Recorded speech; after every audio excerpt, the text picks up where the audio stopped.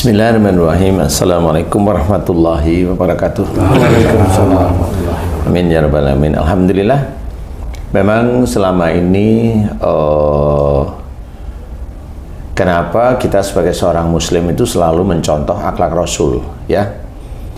Rasul sebagai uswatun hasanah, contoh yang baik. Tetapi kadang-kadang kita yang muslim, kita nih, bukan saya aja, maksudnya kita yang muslim itu hanya sekedar catatan. Sudah tahu secara teori, tahu bahwa Rasul itu contoh yang baik, tahu, tetapi dalam mengaplikasikan sehari-hari jarang sekali orang-orang muslim itu paham. Ya, yang dicontoh biasanya ya sholatnya atau puasanya, boleh, memang itu yang harus kita kerjakan karena itu ibadah-ibadah wajib, ya. Kemudian sunnah-sunnah kelihatannya sunnah, tetapi sebenarnya itu ditulis oleh Allah Ta'ala. Contoh yang memang harus kita ketahui, umpamanya kalau Allah itu menceritakan fa'fu anhum, artinya maafkan mereka, itu berarti sudah suatu kewajiban sebenarnya, sudah anjuran oleh Allah Ta'ala, maafkan mereka, jadi itu sudah perintah. Kerjakan sholat, perintah, ya, tunaikan zakat, perintah. Jadi seperti itu. Kemudian kalau fa'fu anhum, maafkan mereka, itu berarti perintah. Wastaghfir lahum, dan mohonkan ampunan dosa-dosa mereka, itu perintah. Kemudian apalagi lintalahum, lemah lembutlah kamu kepada mereka, itu sebenarnya perintah. Tetapi banyak orang muslim itu nggak paham bahwa itu perintah Allah yang harus kita kerjakan setiap saatnya. Nah, yang lobang-lobang inilah akhirnya menjadi persoalan di kemudian hari. Nah, pertanyaan sesak nafas ini sebenarnya ya bermasalah dari situ. Kalau enggak ada sebenarnya anjuran Rasul atau istilahnya itu yang sering kita ketahui bahwa la taghdab walakal jannah, jangan marah bagimu surga. Itu banyak orang tahu, banyak orang Islam tahu, tapi nggak ngerti marah yang bagaimana atau tidak marah yang bagaimana. Tahu ilmunya, tapi sulit sekali atau bahkan tidak mau mengerjakan. Kalau boleh saya ceritakan, bahkan tidak mau mengerjakan. Istilahnya jangan marah bagimu surga, itu kalau marah kan sebenarnya Allah akan memasukkan dalam neraka. Sebenarnya itu ringan aja cara berpikir. Cuma kita orang Islam ini itu mengabaikan. Nah, di sini saya mencoba menceritakan bahwa sesak nafas, sesak itu berhubungan dengan dada, dengan nafas. Kemudian kenapa sih sesak nafas? Ada yang anak kecil, adik-adik yang sejak kecil, sejak bayinya sudah sesak nafas. Jadi didengerin itu ngik, ada yang bunyi gitu ya. Jadi ibunya, bapaknya langsung bilang ke rumah sakit atau ke dokter nafas. Ngik. Nah, ini yang dari kecil sesak nafas. Kemudian dari sejak akhir balik sesak nafas ini beda-beda. Kemudian setelah menikah sesak nafas ini beda-beda. Beda lagi. Jadi walaupun analisanya mirip-mirip dari teman dokter asma, ya obatnya ya begitu, nggak ada apa-apa sih. Cuma kalau dari sisi Islam itu bagaimana? Asma yang dari kecil, dari dia lahir, kemudian asma dari dia setelah akhir balik, asma setelah dia itu menikah, atau asma setelah menikah lama, begitu ya. Ini akan saya ceritakan bahwa kalau asma pada adik bayi mau berapa bulan, berapa tahun itu maksudnya itu di bawah sebelum akhir balik. Ya, akhir balik anggap aja itu kalau laki-laki 14 tahun, 13 tahun, perempuan itu 12 tahun, rata-rata lah ya ini ya. Dia di bawah itu. Nah, ini insya Allah yang bersalah itu insya Allah ayah atau ibunya. Insya Allah ya. Bagaimana? Ada beberapa hal yang bisa kita pelajari di sini. Ayah dan ibunya si adik ini hanya menyimpan marah kepada orang tuanya. Hanya itu. Menyimpan marah aja, jengkel. Gitu. Biasanya ada persoalan, antara dia dengan ayahnya, si orang tuanya si adik ini ya, ada persoalan orang tuanya si adik, ibu atau ayahnya dengan kakek atau neneknya si adik lah, yang paling gampang itu seperti itu ya.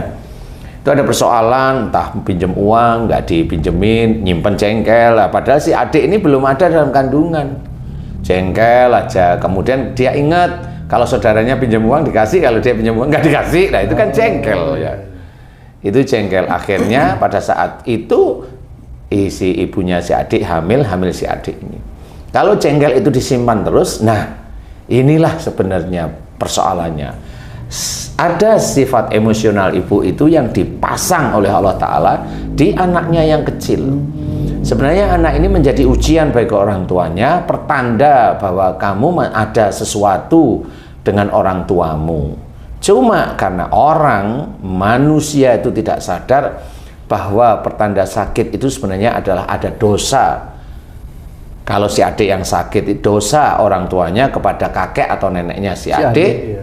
Ya dia biasa aja, dikiranya itu penyakit biasa, ke dokter sembuh, ya alhamdulillah, nggak sembuh ya nggak apa-apa, berobat terus. Inilah kecenderungan manusia ya. Nah, kita orang Islam itu sudah diceritakan oleh Allah Ta'ala, dan banyak sekali orang Islam itu tahu, banyak sekali yang tahu tapi nggak mau mengakui. Wa ma asabakum min musibatin fa bima kasabat aydikum. Apa saja musibah yang engkau terima itu disebabkan dari buah tanganmu sendiri. Semua orang Islam rata-rata tahu ayat itu ya Pak. Ayat itu tahu. Para ustadz, para kiai, para ulama tahu ayat itu. Tapi jarang sekali manusia itu mengakui. Nah inilah akhirnya Allah tetap aja memberikan. Allah nggak mau tahu ini yang adik ini nggak ada dosa, nggak mau tahu. Yang penting itu orang tuanya. Kalau memang dia itu bersalah pada orang tuanya, itu akan diberikan kepada anaknya biar itu berkaca. Karena bahwa anak itu juga fitnah bagi orang tua, fitnah itu ujian bagi orang tua, sehingga dijadikanlah dia sakit sesak nafas. Sebenarnya kalau si adik itu sesak nafas sudah bertahun-tahun hingga dia itu biasanya dokter itu hafal-hafalan. Kalau dia sejak kecil sesak napas, dokter yang sudah profesional dia bilang nanti kalau dia sudah mulai agak remaja hilang sesak nafasnya. Memang bisa hilang kalau sifat si adik itu happy. Happy. Kalau sifat si adik itu happy hilang. Tapi kalau sifat si adik itu pendiam, asma ini tetap nggak akan hilang. Kecenderungannya di mana itu? Karena kalau diam itu kecenderungannya dia menyimpan marah juga. Sama seperti orang tuanya yang menyimpan marah kepada kakek atau neneknya. Nah itu kecenderungan. Nah ini secara Islami sebenarnya penyembuhannya itu insya Allah sangat gampang. Gampang sekali. Asma dari bayi itu gampang. Asal orang tuanya tahu bahwa oh iya saya menyimpan marah dengan orang tua saya atau dengan ibu atau dengan bapak. Ingat-ingat kenapa dulu saya memang pinjam uang nggak dipinjemin, tapi saudara saya yang lain dipinjam uang dikasih gitu. Akan marah jadi, tapi diam. Pilih kasih. Iyalah, bilang orang tuanya pilih kasih. Dia nggak sadar bahwa pada saat saudaranya pinjam uang orang tuanya punya uang. Pada saat dia pinjam orang tuanya nggak punya. Lah itulah yang menjadi ujian bagi yang pinjam. Nah, itu nasib ya Ji ya. Oh iya. Giliran anak pertama masih kerja, giliran anak kedua udah pensiun. Cepet banget pensiunnya. Ngawinnya maksudnya. Nikahnya. Hitung nih. Dua anaknya belum nikah. Padahal sudah pensiun. Sudah pensiun pun masih istilahnya itu kejatuhan tangga. Kenapa? Kalau ada bonus nggak dikasih. Kalau ada lebaran itu kan ada nih nggak dikasih. Padahal dikit loh itu. Tetap nggak kebagian. Cuma 500.000 ya. Yang bikin sakit perhatiannya. Yang itu dulu itu perusahaanmu itu pada waktu bagi ke temenmu punya dia uangnya. Perusahaannya aman pada waktu di amplopmu namanya masuk habis ini. Seperti itu. Itu namanya nasib. biar kamu tuh mau ngomel apa enggak ya. Jadi intinya kalau asma dari kecil insya Allah gampang banget. Asal fahami bahwa oh ya saya pernah marah, menyimpan marah, khususnya menyimpan marah, bukan marah yang keluar ya. Asma itu menyimpan marah kepada orang tua. Nah titiknya apa? Doain. Kita berdoa pada Allah Ta'ala, ya Allah jika anak saya namanya si Fulan, dia sakit asma disebabkan, itu tahu persis, disebabkan dulu sebelum anak saya itu ada dalam kandungan atau lahir di dunia, saya sering menyimpan marah dengan sebutkan ibu atau bapak. Atau dua-duanya. Atau dua-duanya. Ya. Jika itu dosa di hadapanmu menyimpan marah, ampuni dosa-dosaku. Ampuni ya Allah dosa-dosaku. Astagfirullahaladzim. Serius.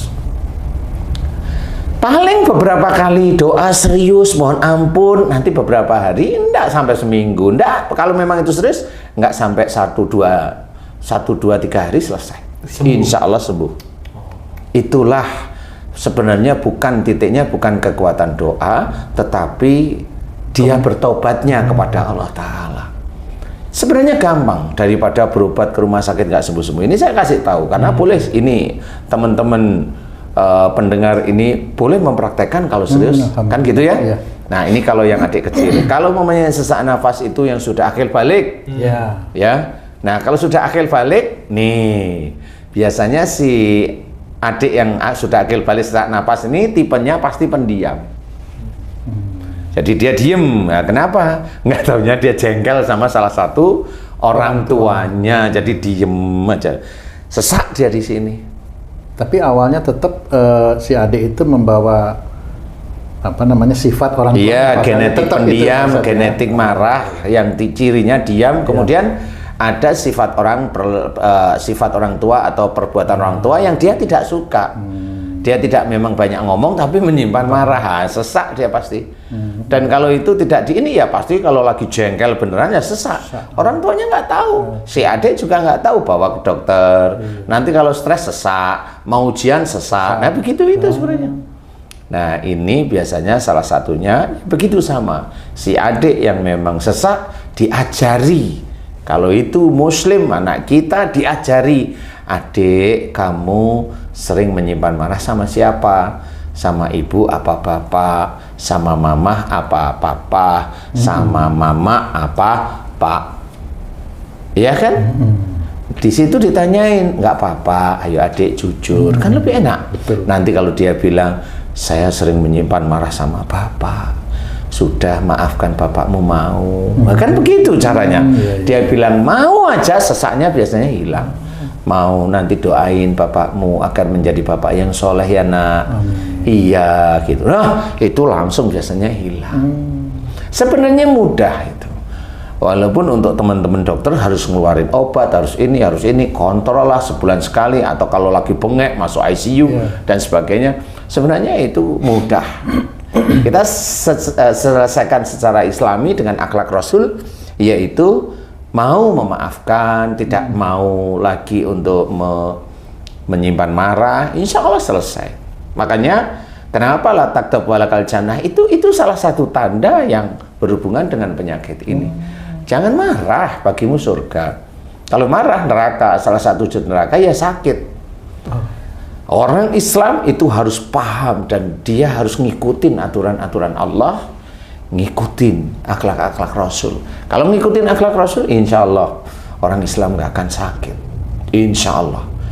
Kalau ada orang Islam sakit walaupun dia tahu agama, lah dia belum ngerjain, dia hanya tahu ilmu agama. Ya kan Ji? Kalau mamanya haji, mamanya nih, haji kan agamanya cukup bagus, istri agamanya cukup bagus, mamanya istri itu telinganya selalu berdenging terus, atau mamanya budak sebelah mamanya. Nah itu bukan karena Allah itu menyiksa, enggak, karena mamanya istri haji itu ngerti agama tapi nggak jalani. Ngerti agama itu ngerti teorinya, ngerti ilmunya, tapi kalau belum dikerjakan salah satunya pasti berdampak. Yang berhubungan dengan telinga apa? Kalau dinasihatin selalu nolak, atau kalau diberi masukan selalu malah mau nyalain. Nah, berdebat, ngajak debat, ya seperti itu. Siapapun orang yang telinganya begitu, pasti seperti itu, insya Allah ya. Nah, sesak napas juga sama. Kalau si adik tadi mau, si ibunya mau bilang, Dek, mau nggak maafkan ayah, insya Allah. Mau nggak mendoakan ayah agar ayah jadi soleh, insya Allah mah, itu biasa langsung hilang. Itulah Allah, kalau memang kita mau mendekat dengan berjalan, ya Allah akan mendekat kepada kita dengan berlari. Makanya kalau seseorang mau meminta ampun kepada Allah Ta'ala tentang kesalahannya, itu yang disukai oleh Allah Ta'ala dari seseorang yang berbuat dosa, yaitu taubat. Seperti itu. Nah, kalau mamanya yang sakit setelah menikah, ya dia pasti ada persoalan dalam rumah tangga. Kalau misalnya gini Pak Ustadz, tadi kan seorang orang tua menasihati anaknya ya. Kalau yang sakit sesak itu orang tuanya, bagaimana seorang anak itu berlaku kepada orang tuanya itu? Nah, sesaknya sejak kapan? Sejaknya mungkin sesaknya sudah sejak kecil juga itu orang tuanya Pak. Kecil itu udah akil balik atau belum? Kira-kira belum akil balik. Nah, kalau belum akil balik tetap diurut ya. Kalau belum akil balik berarti ini genetik dari orang tuanya. Dilihat emosionalnya. Kalau memang kelihatan emosional, oh bener, berarti banyak sebenarnya cenderung emosional, tetapi ada yang dikunci. Tetapi kalau sejak kecil berarti ada emosional dari orang tuanya dulu yang diturunkan diturunkan oleh Allah Ta'ala kepada si orang tua tersebut, sehingga si adik tersebut, sehingga adik ini sejak kecil asma, remaja asma, dewasa asma terus. Nah, ini berarti ada sesuatu di situ. Kenapa? Mamanya ya asma itu kan macam-macam yang dikunci oleh Allah Ta'ala, dikunci dari sifat itu. Bisa aja ilmu, bisa aja sifat yang emosional, itu dikunci oleh Allah Ta'ala. Nah, dari titik itu harus diberi penjelasan. Coba diberi penjelasan. Kalau memang itu ngerti dan mau taubat kepada Allah Ta'ala, insya Allah selesai kok. Asma itu bukan penyakit berat. Tapi kalau stres langsung, nah itu ya jadi nakutin ya. Sampai bengkok gini tuh Pak, dan kadang-kadang susah tidur. Ya, karena mau mengambil napas nggak bisa-bisa. Sampai gini. Nah, itu sampai jantung kalau itu sudah. Iya, jantungnya bengkak. Itu beda, nanti kita cerita tentang jantung yang bengkak. Jadi asma insya Allah kurang lebih seperti itu. Ya. Asma ini kan kaitannya dengan paru, Ustadz ya? Iya, paru. Dan saluran pernapasan ya. Saluran pernapasan, benar. Dulu anak saya sesak napas waktu kecil. Kecilnya sekitar 2 tahun, 3 tahun. Periksa ke dokter, ternyata parunya ada flek. Oh iya, benar. Dokternya bilang, ini gejala TBC. Tapi kalau masih kecil tidak menular katanya. Katanya nih, kata dokter. Tapi kalau udah dewasa bisa menularkan ke orang lain. Kalau udah kakek-kakek membunuh dirinya. Itu disebabkan apakah sama dengan asma itu? Mirip, tapi ini sudah menjadi rusaknya paru, kan gitu. Jadi gini, kalau insya Allah itu sudah flek sejak kecil, nanti ada hal nih gini. Biasanya kalau anaknya itu tidak pendiam, tidak emosional, diam, flek ini lepas. Jadi kalau anaknya itu happy, walaupun emosional, tapi happy, flek itu akan hilang. Cuma bedanya besok kalau si anak itu emosional dan happy, persiapan nanti kanker payudara. Nah, karena kalau emosionalnya masih terus-menerus dilakukan, itu kan tetap nanti flek paru itu kan biasanya orangnya pendiam, Ci.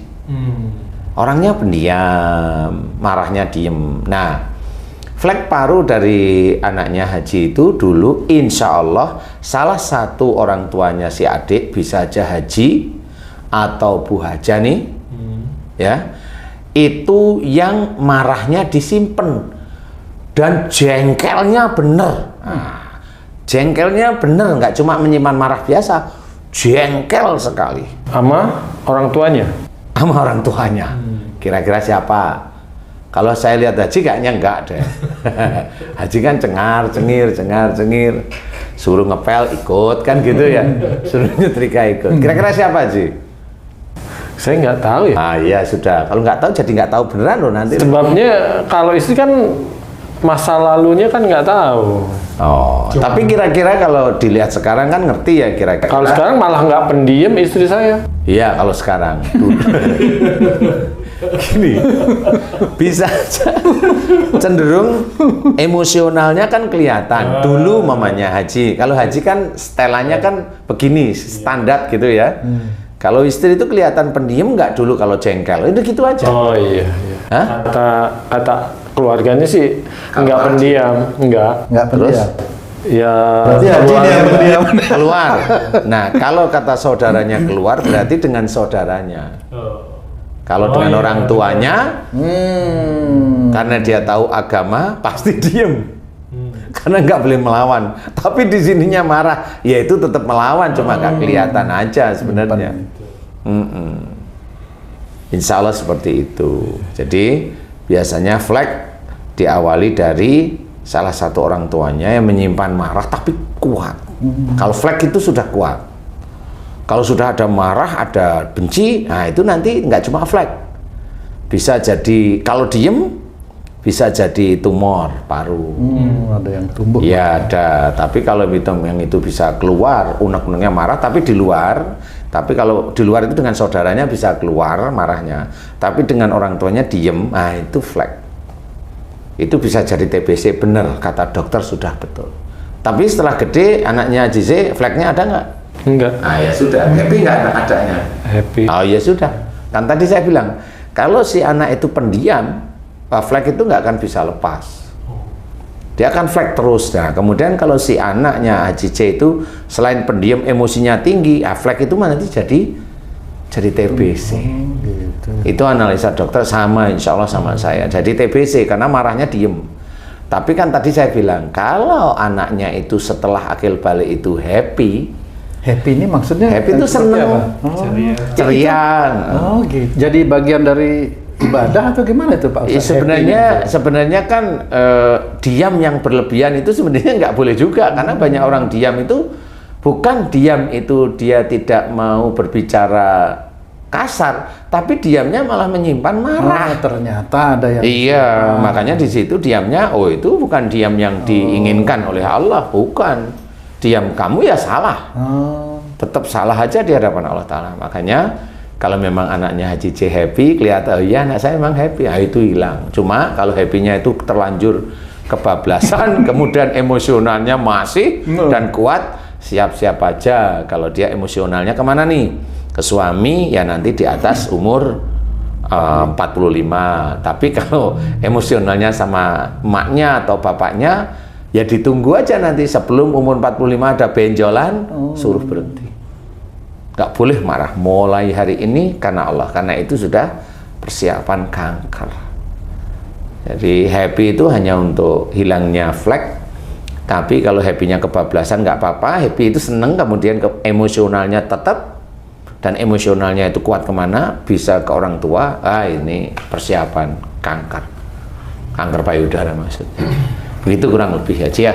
Mudah-mudahan bisa manfaat, insya Allah. Wallahu a'lam. Alhamdulillah, terima kasih banyak Pak Ustadz, ilmunya cukup bermanfaat ini Pak Haji ya. Tapi tadi itu happy itu, bisa mengungkapkan perasaan kali itu. Tapi iya, tapi happy saya ini adalah happy keseharian ya, kesehari-hari. Bukan happy yang biasa digunakan waktu luang para ya. para penyintas itu happy nafsu kalau itu ya. Happy pergi ke happy. Aduh, alhamdulillah.